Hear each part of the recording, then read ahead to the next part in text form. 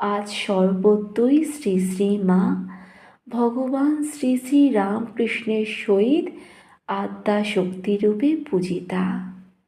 তিনি তাঁহার সন্তানের নিকট একাধারে গুরু ও মাতৃরূপা ছিলেন। তাঁহার স্বভাব কোমল, মাতৃহৃদয়, সর্বদা সকলেরই কল্যাণ চিন্তায় ব্যাকুলিত থাকিত।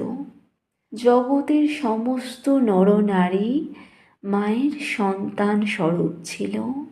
সন্তানগণের ঐচ্ছিক পারত্রিক উভয়বিধ কল্যাণ সাধনেই তিনি সর্বদা ব্যগ্র থাকিতেন। নিরভিমানা ও লজ্জা পটবিতা শ্রী শ্রী মাকে ভারতীয় নারী জাতির শ্রেষ্ঠ আদর্শরূপে ঠাকুর গড়িয়া তুলিয়াছিলেন।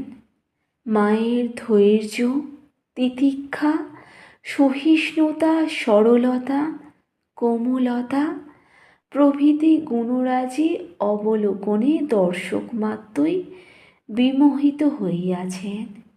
তাঁহার সন্তানগণ তাঁহার মধ্যে গুরুভাব অপেক্ষা মাতৃভাবই অধিকতর রূপে দেখিয়াছেন।